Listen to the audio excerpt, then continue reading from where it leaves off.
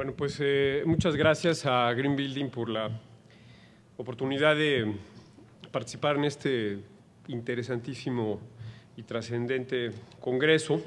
Me voy a permitir hacer una breve introducción al tema con algunas reflexiones que van en este sentido.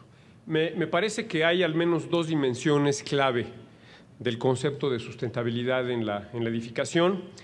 El primero tiene que ver con el uso de recursos naturales, yo diría, apuntaría muy especialmente el tema de la energía, y el segundo es el contexto e integración urbana de la edificación.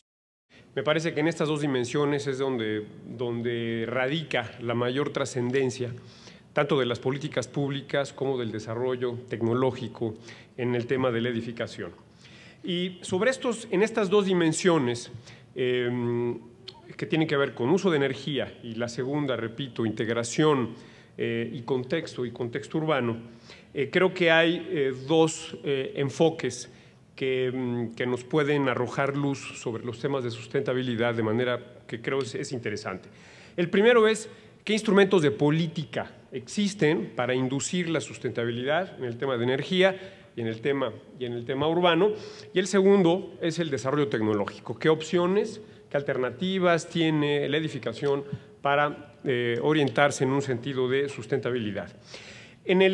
Con respecto al primer tema, instrumentos de política en energía, yo diría las cosas son bastante obvias, y para inducir la edificación sustentable es fundamental que exista un contexto de políticas adecuado, independientemente, me parece, de las iniciativas voluntarias de las empresas dedicadas a la edificación. El primero son los precios de la energía y los subsidios. Esto puede ser un inductor o puede ser un inhibidor de la edificación sustentable.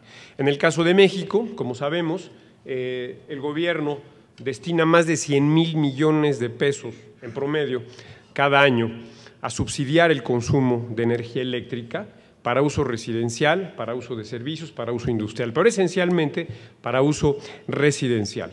Esto digamos, desde luego, pues no es compatible con el aliento, la inducción o el desarrollo de tecnologías tanto de eficiencia energética como de autoabastecimiento con energía renovable. Para que se den una idea de la magnitud de este subsidio, estamos hablando de algo así de 8,000, 9,000 millones de dólares al año que el gobierno mexicano destina a subsidiar el consumo eléctrico.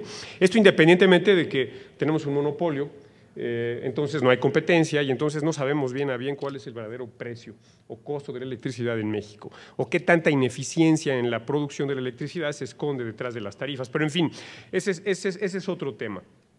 También están los subsidios, la política de subsidios a la vivienda y la política de vivienda en general, como es el caso de los subsidios de CONAVI, que ahora se orientan de manera directa y franca al desarrollo habitacional sustentable, o el caso de las hipotecas verdes de Infonavit, que también promueven el uso de tecnologías de eficiencia energética en la vivienda. Otros instrumentos posibles de política que no se aplican en México, se aplican fundamentalmente en países europeos, es el tema de las feed-in tariffs o de las primas que se pagan a las edificaciones por generar electricidad de fuentes renovables, básicamente solar, y pues creo que ahí cubrimos esencialmente todo el espectro posible de instrumentos de política. En materia de desarrollo urbano las cosas son más complicadas, mucho más complicadas, porque siempre hay una tensión entre las facultades de ordenamiento territorial o de regulación de los usos del suelo entre los gobiernos centrales, o el caso del gobierno federal en México, y los gobiernos locales.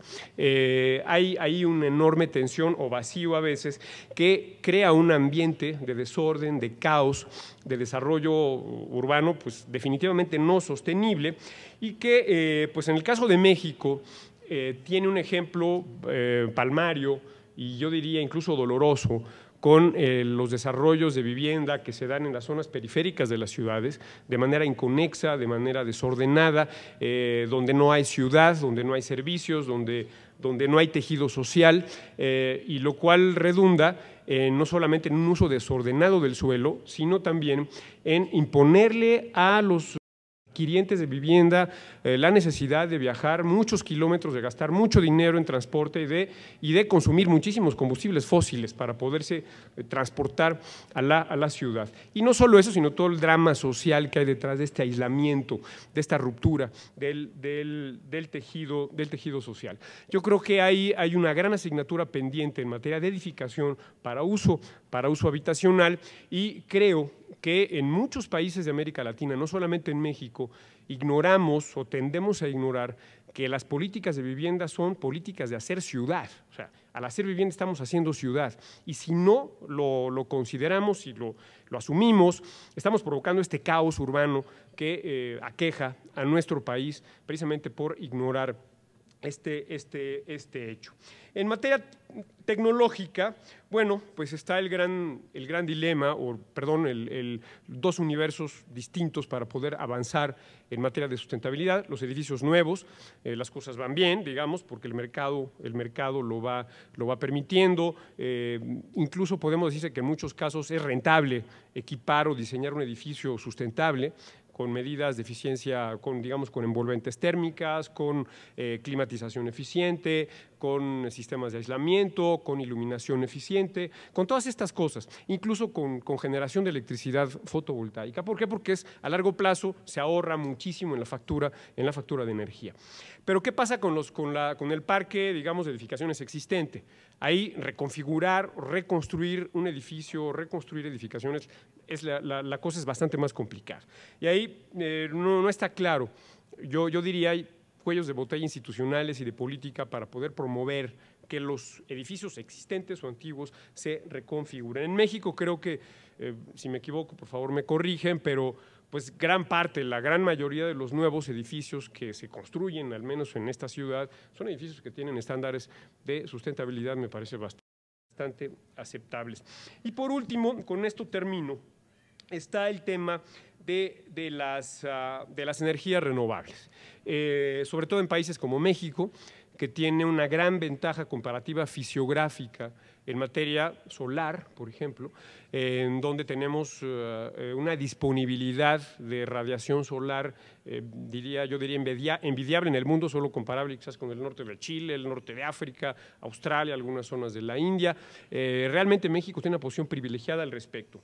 Y bueno, ahora tenemos cosas muy interesantes que están empezando a promover el uso de la energía solar o de la instalación de sistemas fotovoltaicos en las propias edificaciones para autoabastecimiento de electricidad. Uno es bajan los costos de estos equipos. El costo por watt ya anda por debajo de los $3 instalados, que el mantenimiento es cero, el costo del energético primario es cero. También en México, hay que decirlo, también ocurren cosas buenas.